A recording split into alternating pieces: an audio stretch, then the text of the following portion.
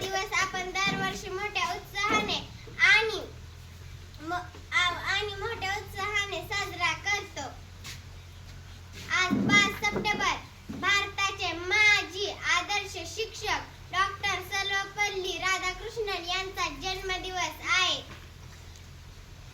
एक पेन, एक वही, एक विद्यार्थी आणि एक शिक्षक हे संपूर्ण जग बदलू शकतात.